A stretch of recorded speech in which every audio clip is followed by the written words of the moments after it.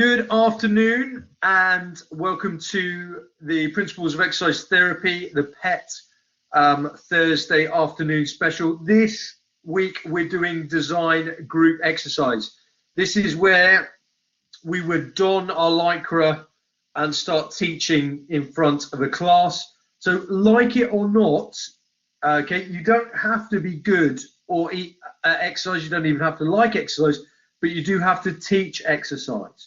And it's very important that you at least know how to be a group exercise instructor. For some of you, this might be something you already do. For others of you, it might be a real challenge, might be your worst nightmare, standing up in front of a group and making people exercise.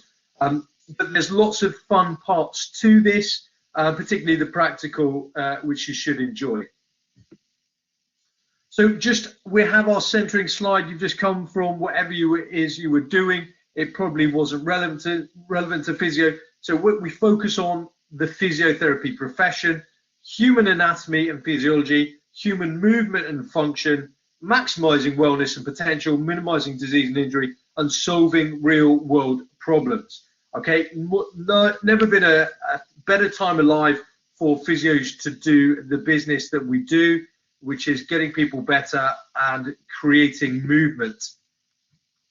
So what are we going to learn today? The outcome learnings for today really are explaining the benefits of group exercise. So why do you as a physio need to know about group exercise? And then how can this be implemented into clinical practice? How this differs, for instance, from going to like a health club or going to like, I don't know, Zumba or spinning or body pump or whatever it is you do. Okay, and then apply the principles of group exercise to our patients. So our patients can get all the benefits of group exercise, but obviously they are patients as opposed to healthy, well people. And then understand how the components of fitness are integrated into a class format of group exercise. So whether you're an exercise instructor, in fact, give us a thumbs up in the chat if you already teach group exercise. Anybody teach group exercise already? No? Right, oh, right. Okay, Neil used to, Mike does. Okay, so there's a few of you in the room. Okay, so we've got Ryan, Neil, Charlotte, Mike, Claire. Okay, but you've done so over your career. Candice has definitely done some teaching of group exercise. Okay, so the principles of exercise, it's really important that we understand these in terms of a group environment. So the adaptation in physiotherapy, there will be a specific group. There might be a knee class, and it might be an early knee class, a mid knee class, and a late knee class, depending on where they are in their rehabilitation. It's got to be specific to what they need. We've got to provide progressions and regressions. That's massively important. We must create a little bit of overload, but not too much. And we've got the whole idea of group exercise is for maintenance and motivation. Otherwise, if we don't use it, we will lose it. We've got to think about making sure we're not overtraining, and we've got to create that behavioral change. Most people come to a group environment because they like the social side of things. Okay, they like meeting people. This is why it's been so difficult, because everyone's been doing sort of classes on Zoom or Skype or Facebook or Instagram or whatever, because we love that interaction. We do enjoy social interaction. We are social beings, and it's important that when this is all over, we come back together again and behave so. We've got to think about the individual within the group environment. This is important because in physiotherapy, they normally go for this kind of one-to-one environment with you, and then they change to obviously a group environment. We've got to integrate it into the patient's lifestyle, and then we've got to think about when they've probably had enough of the group. Obviously, it's going to be quite important for them to have their rehab, but we've got to provide spaces for other people, otherwise we block up the system. And then giving ownership to that individual, giving them back the ownership of fitness. So again, why do we do group exercise, particularly in healthcare? And the answer is the social opportunity. People like meeting new people, particularly if they have the similar conditions. So if we're doing cardiac rehab class, we might want to talk to somebody else who feels exactly how we feel because they've just had a heart attack or a valve replacement, okay, or they've just had an MI, whatever it is, okay, they got heart failure. They can talk to someone in the same with the same condition, and that's what we call peer-to-peer counselling. It also gives them a good chance to form some sort of bond or friendship.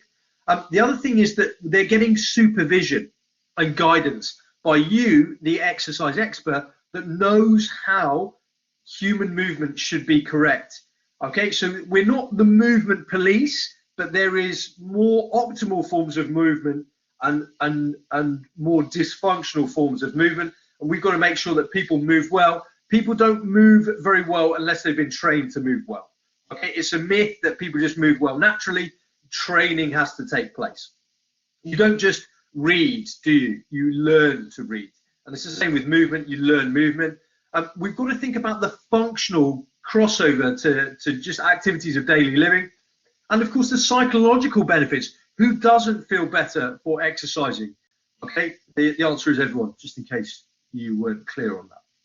So activities of daily living will become easier. We have decreased levels of fatigue. Okay, there's also that kind of shared suffering, that group bonding experience. Okay, this is particularly relevant from my time in the military, where when you were training hard, what made you able to cope was the fact that others were suffering with you, and it gave you this kind of bonding experience where we all enjoyed a group experience rather than just being on your own. It's also very cost effective. One-to-one, as a physio, one-to-one, that can be quite expensive, particularly for the NHS, whereas if I'm dealing with a group of 20 or 30, okay, that's a lot more cost effective. Again, the most powerful tool for exercise adherence are the social benefits, for which there are loads and loads of references that we'll come to later as well. But the social side is key.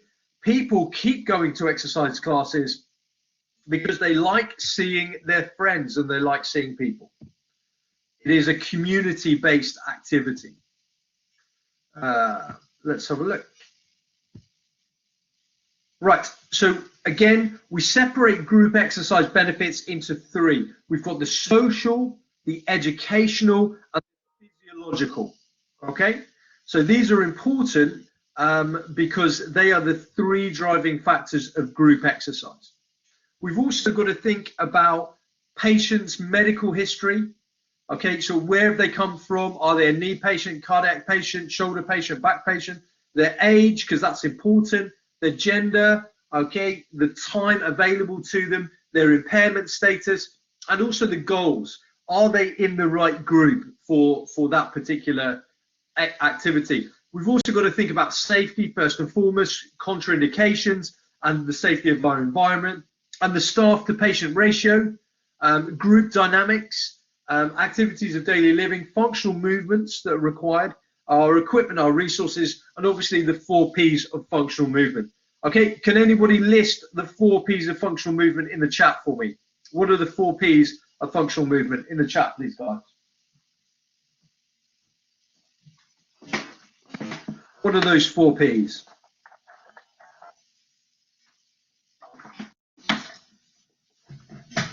Posture's one of them, Isaac. Posture's one of them. Purpose, pattern, posture, and there's one more, Neil. Position, yeah, it's clear. They got there first with all the correct answers. Well done, you lot. And then everyone else is straight there. Okay, well done. So we have to differentiate between a therapeutic environment that we might get in an old people's home, although I've never seen an old people's home like that. That's pretty amazing, isn't it? And then this kind of sort of lovelies in lycra exercise fitness class that we always see that's really advertised to us. Okay, and I've been to 20 years of fitness classes and I've never seen anybody all in time, all looking like that and not sweating at all. So this image, okay, this image that we have on the right is completely unrealistic. And again, this image on the left, okay, that's like a dream environment for rehab. Normally, it's not going to be anything like that. So what patients need to feel welcome to the class. You've got to create a warm, fuzzy, friendly environment. Otherwise, people just won't come back.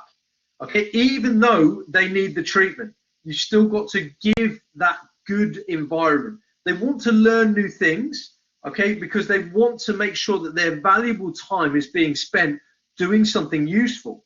So they want to be taught safe but effective exercise, and of course they want to get to know each other in that social capacity, which is all important. So what I want you to do is just list 3 benefits of group exercise. So why do people, and you can't put social, educational, or physiological, okay, they've got to be something more specific. So just give me 3 benefits of group exercise. Why do people, okay, why do we as the NHS or healthcare providers want to encourage group exercise? It's motivational, it's cost effective, yes. Yeah, it is about cost effectiveness, which is part of clinical governance. Yeah, it is more cost effective to treat lots of patients than one patient. Okay, and then what I want you to do is give me an advantage for each of the categories. So what are the social advantages, what are the educational advantages, and what are the physiological advantages? Okay, so peer-to-peer counselling, Neil, yes.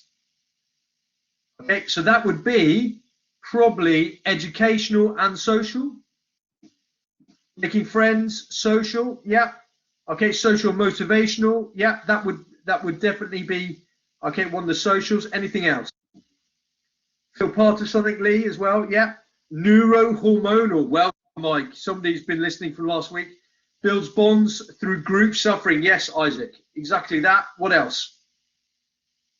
What about some of the physiological benefits? What are they there for? To decrease fatigue. Yes, Kieran. What else? Someone give me some more benefits. Put your critical thinking cap on, guys, and give me some answers. Increase body-mind awareness. Yes, Candice. ADLs will become easier. Yep. So not just increase heart rate, but Emma, but in fact the cardiorespiratory benefit about preventing and provoking and all that sort of stuff. Okay. Yep. So there we go. That's a better answer there. I know what you mean, Emma. Okay. So building the cardiac muscle, increasing stroke volume and cardiac output and all that sort of stuff. Okay. Getting the routine of exercise, Charlotte, yes. Okay. Competitive side, yes. You've got to be careful with that though, Ashton. Can decrease stress. Agreed there, Candice. Okay. Huge benefits to group exercise, much more than just one-to-one. Okay. So we've now got to think about individuality within the group. So I kind of specialize in this because I teach group exercise instructors how to cater for the individual. So there is a danger of a kind of one-size-fits-all group exercise approach, okay? Because one size doesn't fit all, but it has to try and fit one size fits all for a group environment. So you've got to make sure that you get the right bunch of individuals of that group together, and that's in your selection of which patients are allowed to come into that group.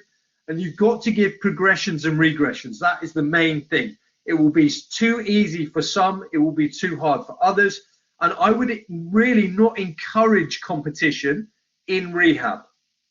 Okay, so the only person you should be competing with is yourself in rehab. Okay, this is not CrossFit or F45 or something super competitive. You want to be trying to better yourself, not competing with other people. Okay, I know you would do normally in a group exercise class, but we've got to actually limit that and minimize that to make sure that it is safe and effective, purposeful and fun. Okay, we've got to put the fun into functional. Okay, we've also got to think about the fact that lots of our patients will be disabled. Okay, they might have a physical impairment, they might have a mental health impairment, they might have a cognitive impairment. Whatever their impairment, most disabled people okay, will state that their disability stops them participating in exercise or sport. Okay, roughly 1 in 5, whereas it's much less. It's like 1 in 20 for able-bodied people. So remember that our patients will have a disability of sorts, and we've got to be mindful of the barriers to them exercising. Okay, so the barriers to group exercise itself, your patients will develop a one-to-one attachment with you. Okay, they like the attention of one-to-one, and some of them, when they're pushed to a group, they suddenly realize that they're getting transitioned. It should be a message that they're getting better, but some people have developed a really close attachment with their physio and they don't want to leave you. Another one particularly is, why don't people exercise more? And the answer is evaluation apprehension. People are very, very scared of judgment, okay, because we're socially conditioned so. So people don't want to exercise because they don't want to see you get sweaty, you're not going to look as good, you're going to get red-faced, and it takes a little bit of self-confidence for you to exercise in front of other people. There also be things like some gender mixing, which might not be appropriate, okay, for certain ethnic groups, and there also be cultural mixing as well. Again, you might want to just consider those things depending on which country you're working in or what area of the country you're working in, if you're working in a multicultural or a monocultural environment. We also want to think about the preconceived ideas. Lots of people think that they need to turn up, I don't know, in a shell suit or, okay, shorts and a t-shirt, and they don't want to wear shorts, or, you just got to wear something that's comfortable that you can sweat in. Sports shoes or trainers need to be appropriate. Not everyone has them. Not everyone has them. And then, of course, there's the obvious fear. Okay, fear is our biggest driving force. Okay, they're scared of lots of different things, particularly if their body has let them down. Okay, and we'll tell them that fear is an acronym for false evidence appearing real, i.e., it's not true.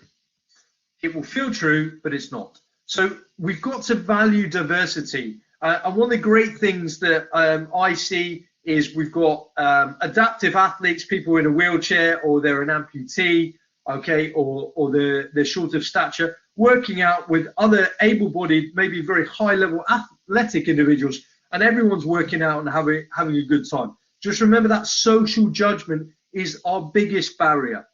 Okay, it's a huge barrier to people exercising, and there's always going to be a range of abilities. There's always going to be people who are very good and people that are just starting out. We were all beginners once upon a time, and there's also a range of motivations. Some people just won't want to be there, but they're there because they know they need to be there, and other people will absolutely love being there.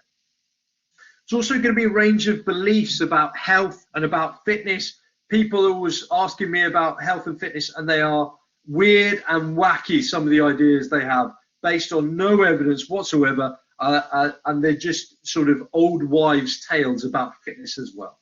But we want to encourage a positive environment and a positive experience for everyone, regardless, so that they keep coming back. Remember that if we can get people exercising, we can stop basically a lot of the world's health problems. Lots of preventable health problems out there. I think the World Health Organization should be doing much more about exercise and sedentary behavior, because that's just as much as a pandemic. It's actually killing probably more people. Okay, so we need to put more effort into that. It's just obviously it's not current at the moment, but physical inactivity and sedentary behavior is something that the lockdowns have definitely encouraged. So we need to get people back fitter quicker. Again, lots of people talk about barriers to sport. 41% of disabled adults say that lack of suitable activities stops them taking part. So what happens is, some environments are still not catering for wheelchair users. They haven't got a ramp, or it's difficult for them to access, even though they would like to participate in more things. We've got to make sure that we are more inclusive in terms of things like able-bodied privilege, okay, and looking after people with physical impairments. So what I want you to do is type in the chat some of the barriers to group exercise for me. What are some of the barriers to group exercise, guys?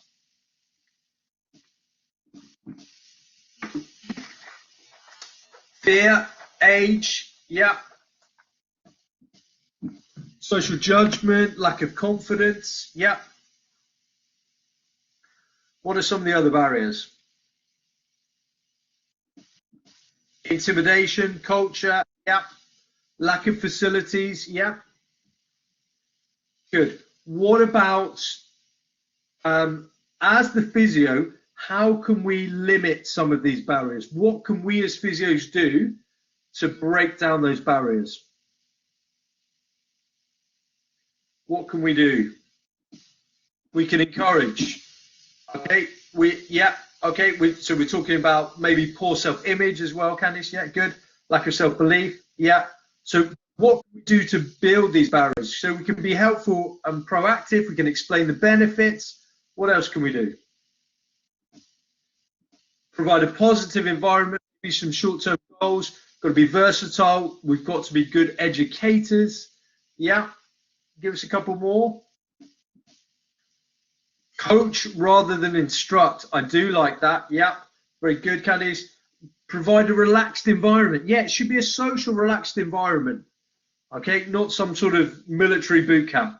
Although military boot camps are very popular.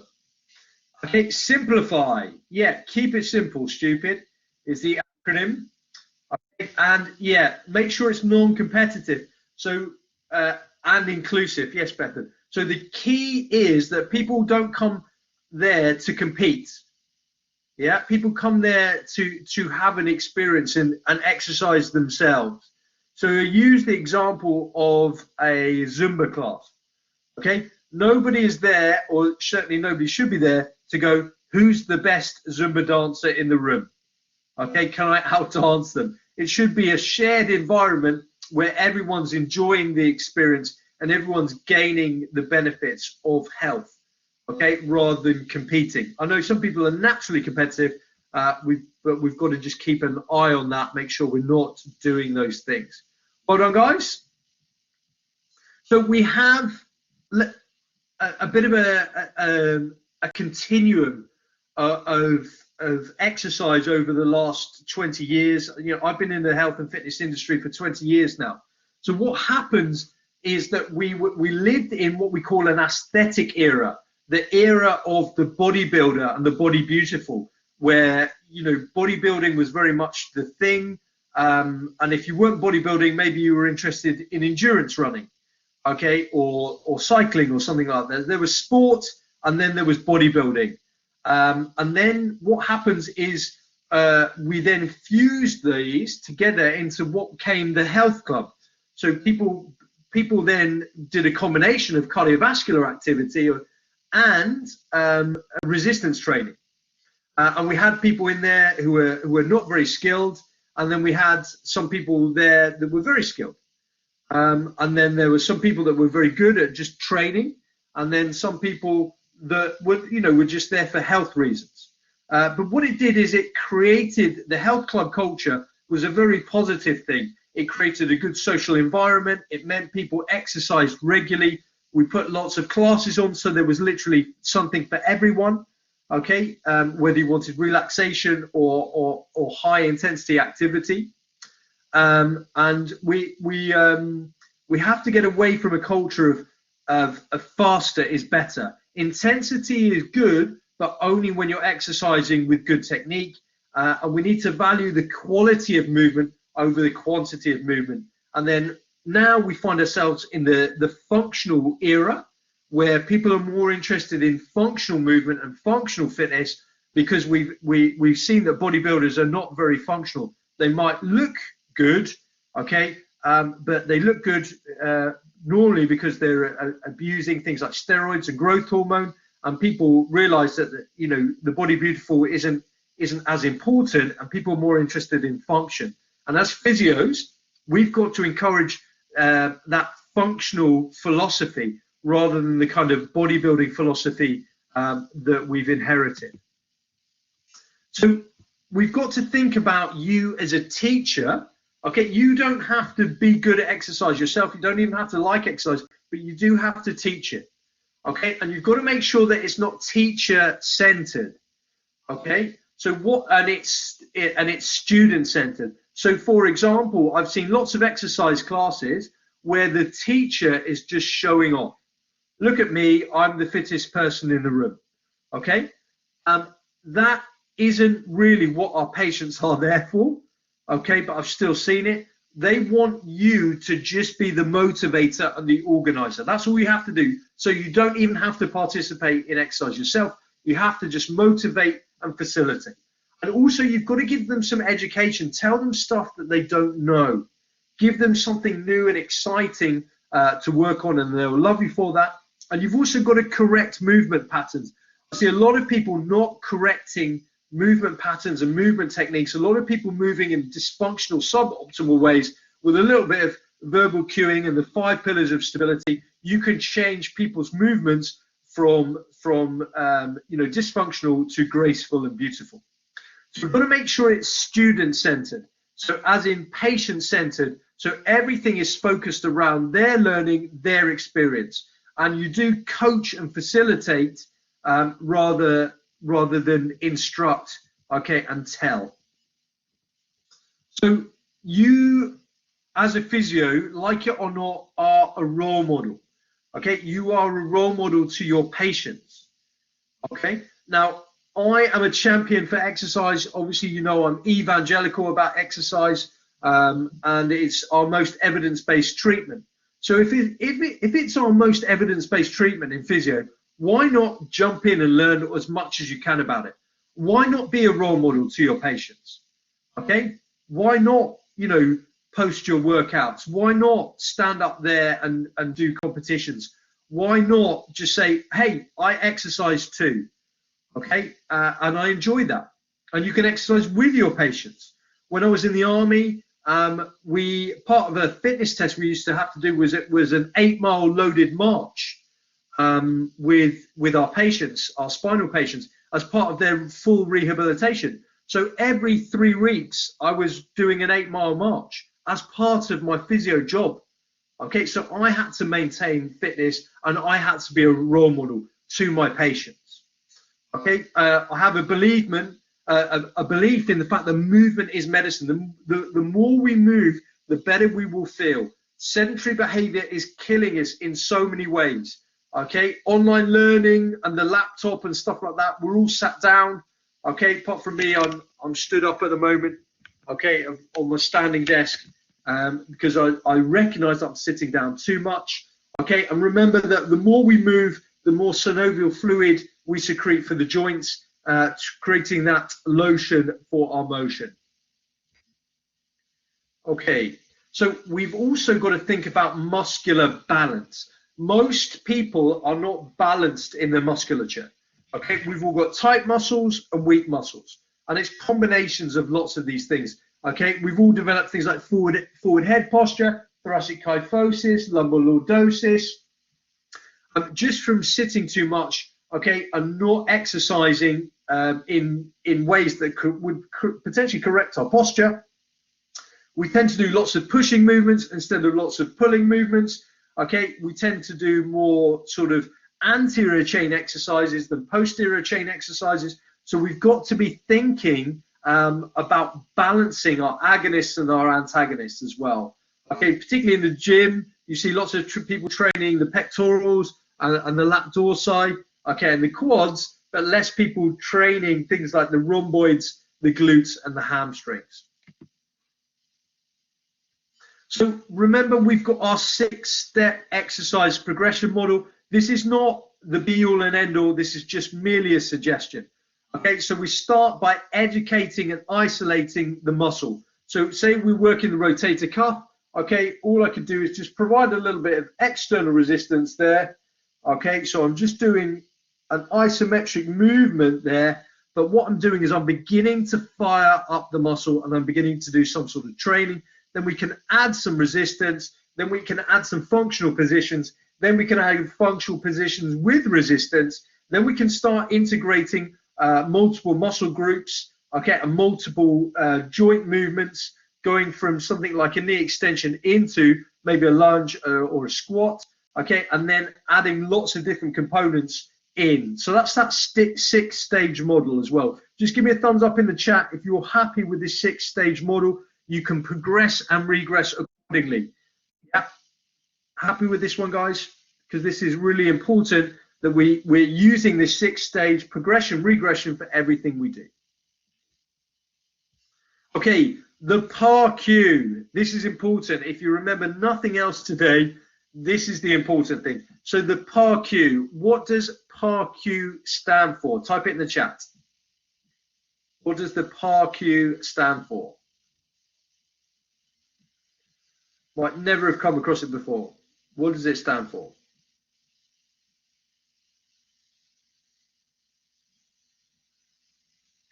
Does anybody know?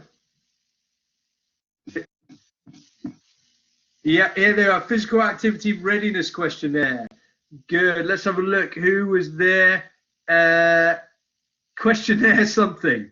Not quite Ben. Mike was there with the right answer. Then Claire. Then Charlotte. Then Beth. Okay. You missed out activity, Charlotte. Yes, you did. So it's the physical activity readiness questionnaire. And here we're talking about, are they ready to exercise? Are they safe to exercise? Okay, there's going to be a lot of questions about the cardiorespiratory system, a lot of questions about painful, hot, swollen joints, and basically, have they got any medical conditions that they shouldn't be exercising? Okay, so if you're doing something like a cardiac rehab class, chances are these people have already been signed off for their GP, even though, okay, their cardiorespiratory system is significantly impaired. We still exercise them, but we do so with caution. Okay, so this is a bit unfair. Okay, so have you seen, well, in fact, actually, let's do the questions anyway. Okay, what is the 6-step exercise progression model and why do we use it? What is the 6-step exercise progression model and why do we use it?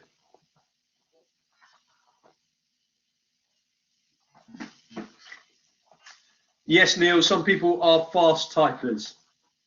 You've got to get better than if you're a one-finger wonder.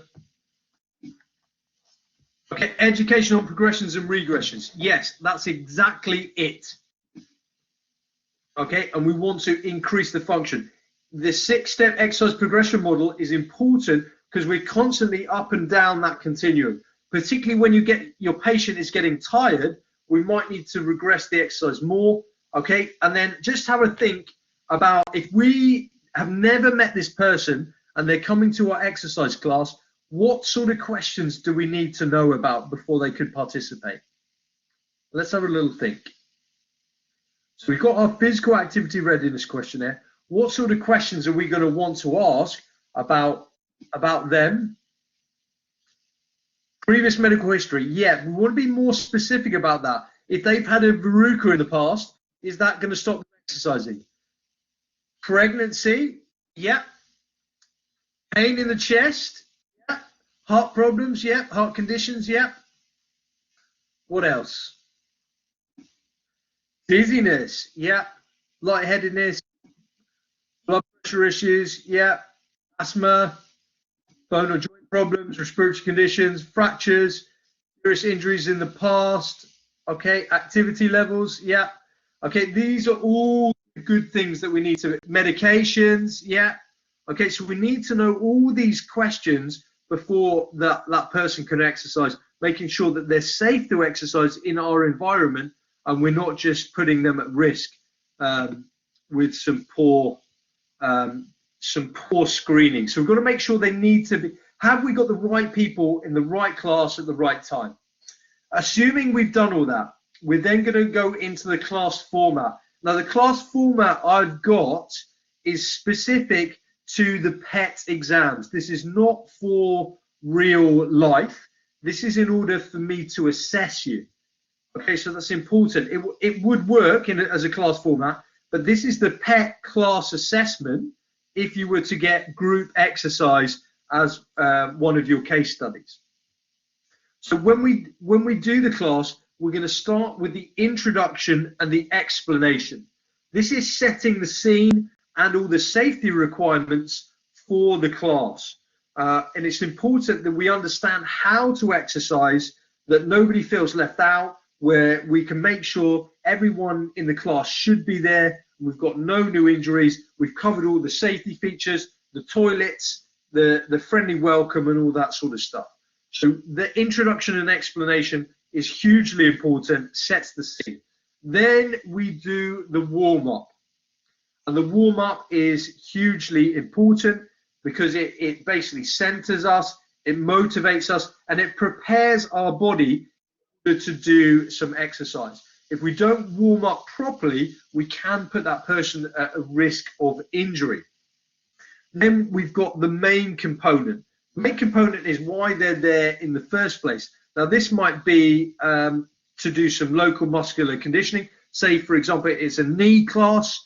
So we're doing some work on the quadriceps and the glutes and the hamstrings, or it could be a balance class where we're working on proprioception, motor control, okay, or we're working very specifically on motor exercises, or we could be doing something like cardiac rehab where people are there to get out of breath and exercise their cardiorespiratory system in a controlled way. Then this is the bit that we can normally work on together, flexibility and the cool down.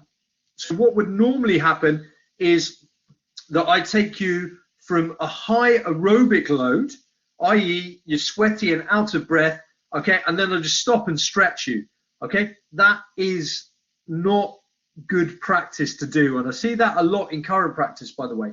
So if you are out of breath, hot and sweaty, I then need to do a cool down so that you can recover your oxygen debt and you can get that blood circulating around the body. If we don't do a cool down, we can get something called blood pooling in the legs, where all the blood is shunted in the legs. It can't get back up to the brain, and that can make us dizzy, lightheaded, or in worst case, we can black out. So it's really important to do the cool down. I'm sure I've told you this story before, but I was doing cycling when I was doing my exercise physiology degree. I was doing the Wingate test, which is a nasty test. Okay, I've done that a couple of times, and on the third time, okay, the person taking the class was just wanting to get through the experiment without doing a warm down, and on my third attempt of maximal cycling, I blacked out. Okay, so I woke up lying on my back with my legs in the air, so the blood could get back to the heart. Okay, so all that happened here, I had blood pooling in my legs, loads of lactate in my legs, and I blacked out. So that is what can happen to your patients. Luckily, I was only 18 or 19 years of age, so I just fell to the floor and it was fine. Imagine if your patient was in their 70s, 80s, or 90s and that happened. Disaster, potentially fractured neck or femur, all your fault, okay, for not doing the safety precautions. And then we've got the flexibility element at the end, where because the muscles are warm, we have an opportunity to stretch and limber and maintain muscle length. Okay, so your introduction and explanation needs to be something like this. You welcome them and thank them for coming to participate. You explain the reasons why they are there in the first place and the positive effects of exercise. Check if there's anyone new, okay, and if there's any impairments that you don't know about. Remind them that they need a towel because they're going to be sweating. They're going to need some water, and they're going to need appropriate clothes. I had one guy that turned up in one of my sessions in a three-piece suit with brogues on. Because he'd never had any sports equipment, never exercised in his life. I managed to get him to take his tie off and his jacket, be exercised in a shirt, a waistcoat, smart trousers and shoes. Okay, consequently, the next week he had the appropriate stuff. Okay, now true story, really happened there, Mike. It did really happen. Okay. So he was very formal, yeah. So we've got the reasons that we warm up. The reasons we warm up is we want to make sure that we get the blood pumping. We want to get us ready for exercise. We want to increase the temperature of our body, because by increasing the temperature of our body, particularly the muscles, the ligaments and the joints, they exercise better, they work better if they're at a warmer temperature. Okay, if you've ever tried to warm up on a cold winter's day, okay, it can feel really hard and actually put you at risk of injury. And then we want to get that heart rate below 100 beats per minute when we're doing the cool down, okay, to make sure that we've recovered enough aerobically. Okay, and we did that the other day with the step test and the Tabata test. Okay, so the warm up, again, you're increasing the temperature of the body. You're getting blood pumping round to the working muscles. Okay, you're going to start to increase your reaction times, and you're going to do it in a safe way of ramping up. So you're not just going to take someone straight from 0 to hero. You're going to warm up in a nice progressive way, okay, where soft tissue and the cardiac tissue can slowly adapt to the demands until they reach the main body, of which they will do some sort of steady state stuff in as well. We've also got to think about the psychological components of warm up. They're important. So this is what a class will look like. We do a warm up 10 to 15 minutes. For cardiac rehab, we tend to do minimum of 15 minutes in order to dilate the coronary arteries, because we're exercising the heart. Then we do the main body, whatever we're doing here, and then we do the cool down. So all in all, the session takes about 50 minutes. So you could be doing lots and lots of different things. Could be cardiac or pulmonary rehab. You could be doing Tai Chi and balance training. You could be working with pediatrics, young children. You could be working with a youth team. You could be working with people, lots of people that have had hand injuries. Could be amputees, knees, ankles, backs. Okay, you could be doing Pilates, yoga, or hydrotherapy. There's a huge amount of exercise classes that we teach as physios. Okay, so for example, the differences would be if we were teaching a class of amputees, that's going to be very different to a class of people there for cardiac rehab. And you can see the kind of the differences in how we would warm up and the adjustments that we'd have to make depending on that population group. It's the same format, but it's a completely different structure. So just bear in mind that's some of the sorts of things that we need to think about. And just planning your exercise around the activities of what's going on. Okay, flexibility, we would generally do this after the cool down, or we might normally, what we do is we combine the cool down and flexibility together. Okay, and I'm happy with that. It doesn't really matter as long as we're holding stretches for a minimum of 30 seconds in order to be effective. Yeah, and we wouldn't do a warm up we wouldn't do developmental flexibility in the warm up. Okay, we know that static stretching for long periods of time is not good in a warm up, and what we want to do is we want to develop those Golgi tendon reflexes and muscle spindle reflexes as part of the warm up. So we might do some dynamic movement like squats, lunges, okay, press ups, all that as part of our warm up, but we certainly will be doing developmental stretching when the body is warm as part of the cool down. Okay, all types of stretching you can do. You can do the fancy fascial sling stretches. Okay, you can do some very specific isolated stretches. Really doesn't matter. Hold them for 30 seconds. Make sure that you're stretching the muscles that you've used. In particular, things like the hip flexors and the glutes generally always need stretching, and they're never stretched often enough. And then the cool down, massively important. We want to return that resting pulse, okay, post-exercise pulse back to resting as soon as we can. Okay, 100 beats per minute. Once your heart rate has dropped below 100 beats per minute, your cool down has been successful.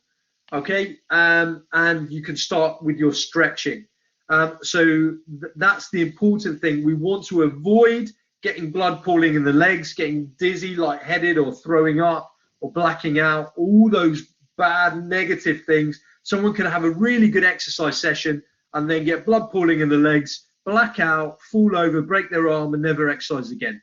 So we've got to make sure that we're looking for people, and it will happen in your class, particularly when you're training elderly people that might be a bit dodgy on their feet, making sure that there's a chair or someone safe to assist them if they need to sit down for a bit. They wouldn't stop, they just march in the chair, because we've got to slowly progress that cool down. We can't just stop immediately. Okay. So what are the 5 components of an exercise class? Type them in the chat for me. What are the 5 components?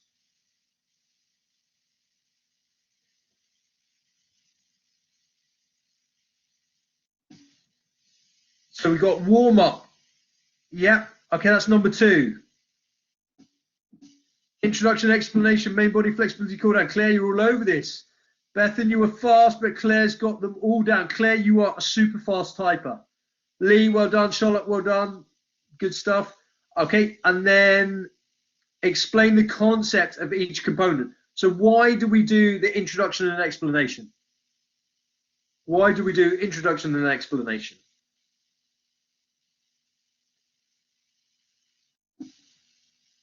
Safety, yeah. Safety measures. Any other reasons? Okay, introduction, building rapport, safety and education. Yeah, purpose. Yeah, good. Right, why do we do a warm-up? What's the purpose of the warm-up? Muscle temperature, get the body ready to exercise. Yeah, blood flowing, reduce injury. Yeah, all over this one. Okay, what is the purpose of the main body of exercise? What's the purpose of the main body of exercise?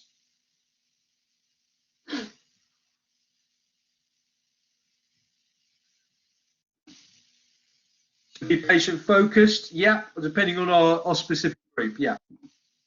Deliver the conditioning component, that's it. Could be muscular conditioning. We've got to think about progression, you're quite rightly. Okay, and then why do we do a cool down? What's the purpose of cool down? Could be proprioception, you're right, Charlotte, yeah. Why do we do a cool down? Bring the heart rate down, stop blood pooling, yeah. What else?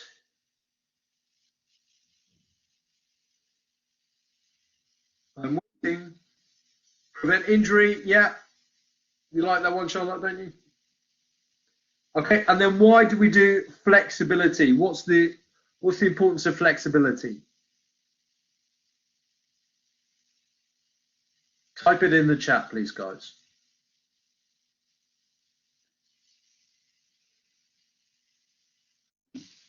Increase range of movement. It's that simple.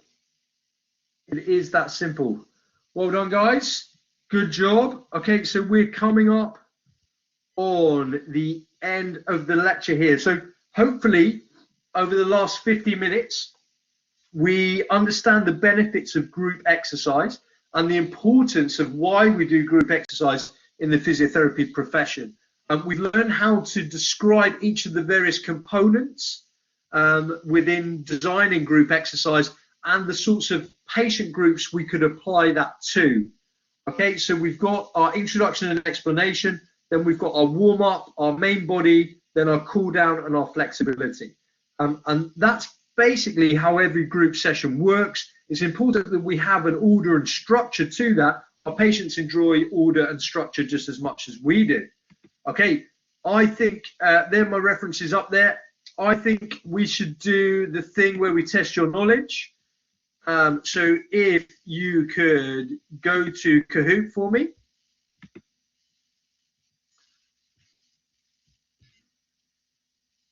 And I will share my screen.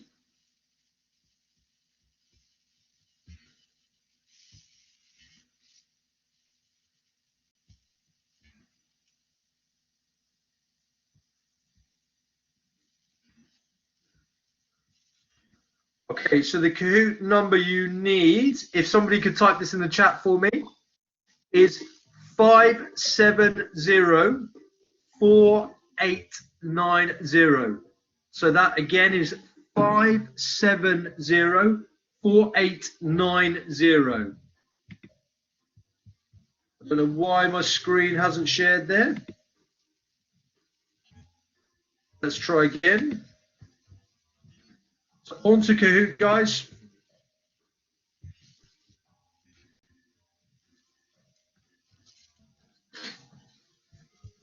Lots of you in already. Super keen, got 19 of you in the room. I need more, guys. There's another 10 that should be in the room. Good. There's another 5 of you I need. Quick as you can, guys. Quick as you can. Kahoot 570-4890.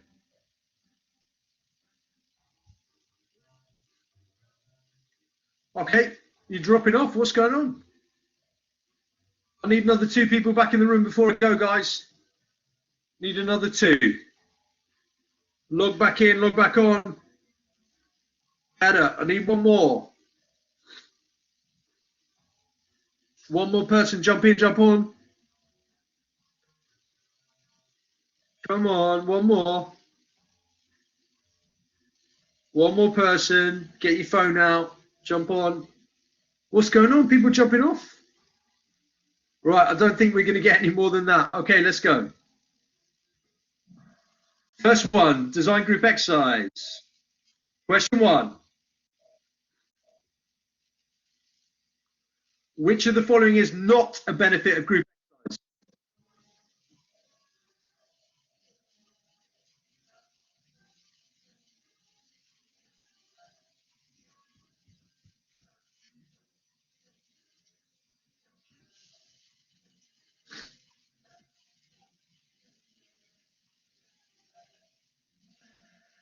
Oh, 100% right, guys. Good work. Who was fastest? It was Amy, then Isaac, then Phil, then Ben, then Claire. Well done. Next question. Which of the following is not a requirement of group exercise?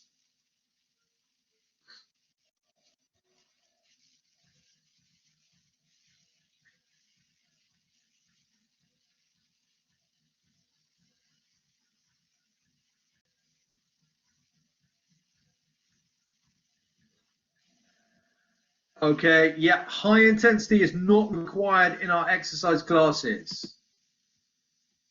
Amy is still on top, then Isaac, then Laura, then Phil, then Claire. All to play for. Next question.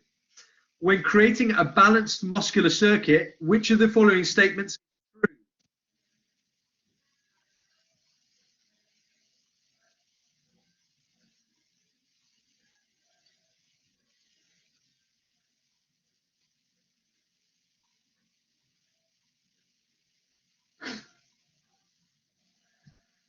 Oh, catching you, some of you out here. We've got to use concentric and eccentric exercises. Oh, Amy's still on top, then Phil, then Isaac, then Charlotte, then Claire. Question 4. When performing the group exercise class introduction, which of the following is not included?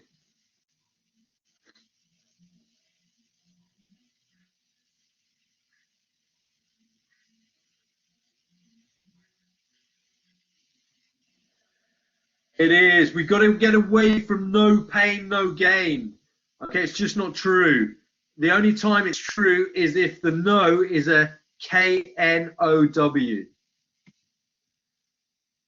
Oh, Amy's lost it from the top. Then Phil, then Isaac, then Charlotte. Welcome Neil and Fed. Question 5. Which of the following is not a reason for a proper cool down after exercise?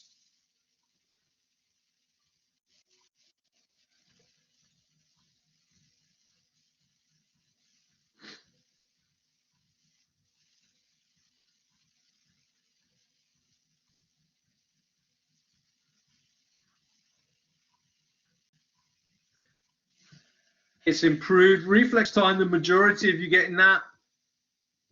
Phil stays at the top, then Isaac, then Charlotte, then Neil, then Bethan. Last question, all to play for. Which of the following is not a reason to warm up correctly?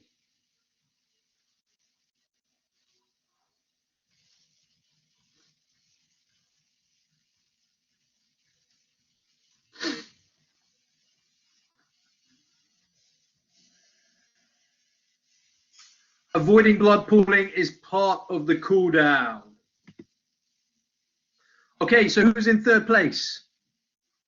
Ethan.